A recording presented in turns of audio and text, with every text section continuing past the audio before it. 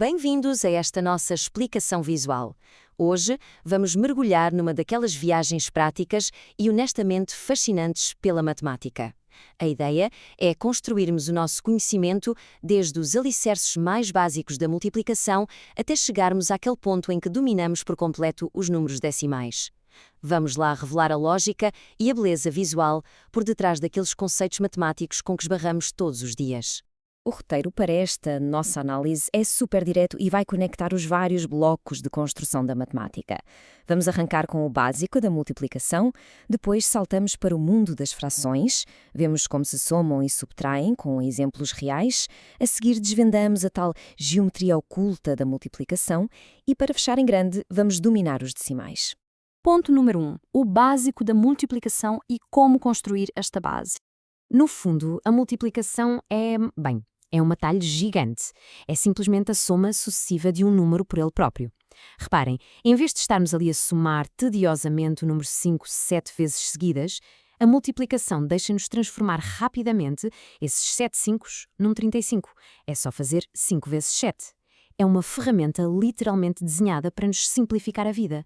E quando entramos no mundo dos números inteiros, sejam eles positivos ou negativos, temos de lidar com o famoso jogo de sinais. A regra de ouro aqui é: ao multiplicarmos fatores com sinais iguais, ou seja, 2 positivos ou 2 negativos, o resultado vai dar sempre positivo. Mas se os sinais forem do contra, opostos, então o produto será inevitavelmente negativo.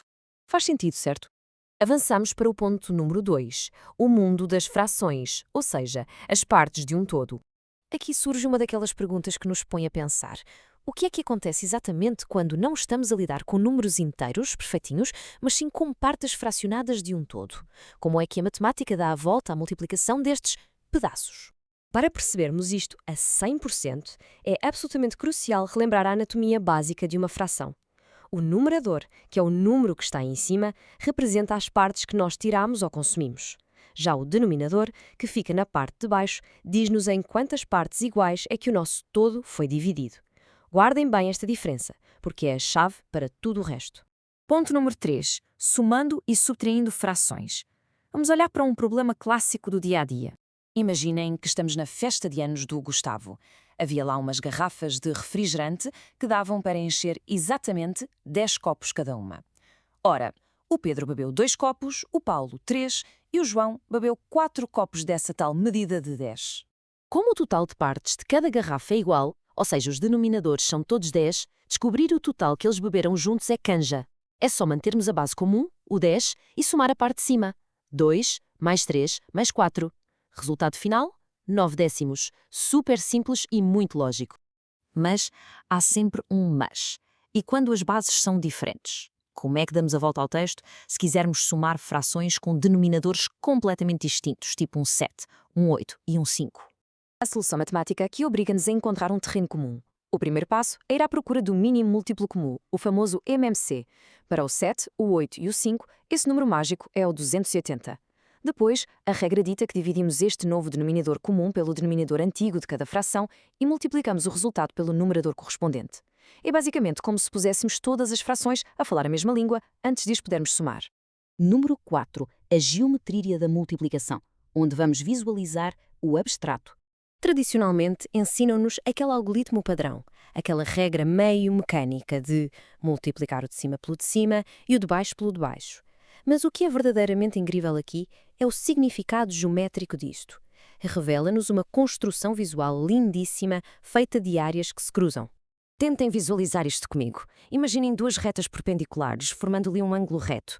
Num dos eixos, dividimos esse segmento em 6 partes iguaizinhas. No outro eixo, dividimos em 4 partes. Isto cria uma grelha perfeitamente definida. Ao cruzarmos as linhas a partir desses pontos, a interseção vai formar um total de 24 pequenos retângulos na nossa grelha. E adivinhem? Este número, 24, passa a ser o nosso novíssimo denominador. É literalmente o nosso novo todo. E isto ilustra a operação de uma forma absolutamente brilhante. Se quisermos saber quanto é 3 quartos vezes 5 sextos, basta olhar para a área preenchida por 5 sextos num eixo e 3 quartos no outro. Essa área vai abranger exatamente 15 daqueles retângulos pequeninos. É a prova visual irrefutável de que o resultado é 15 sobre 24. Fantástico, não é? E chegamos ao ponto 5. dominando os decimais através da base 10. Esta noção visual super clara de partes de um todo traduz-se na perfeição para o sistema de base 10, que é basicamente a casa dos números decimais. O número decimal não é nada mais do que uma fração especial disfarçada. É uma fração cujo denominador é uma potência de 10, tipo 10, 100 ou 1000. Por exemplo, 127 sobre 100 transforma-se de forma muito elegante em 1,27, onde o 1 é a parte inteira e o 27 é a nossa parte fracionária. E para multiplicar decimais, o truque é extremamente prático. Primeiro, fingimos que a vírgula não está lá. Ignoramo-la temporariamente e multiplicamos os números como se fossem inteiros normais. No fim, pomos a vírgula de volta no sítio, contando simplesmente o total de casas decimais que tínhamos lá atrás, nos fatores originais. Vamos ver um exemplo para fixar isto de vez. 3,2 vezes 12. Se ignorarmos a vírgula, ficamos com 32 vezes 12, o que dá 384. Como tínhamos só uma casa decimal logo ao início, a do 3,2, devolvemos essa única casa ao resultado final e voilá, 38,4. Agora pensem nisto. Sabendo tudo o que vimos hoje sobre a geometria oculta e a estrutura de base 10 destes números, como é que o simples ato de calcular matematicamente um desconto de 10% pode alterar de forma consciente e totalmente lógica as nossas decisões de compra no dia a dia? Fica esta reflexão para levarem convosco.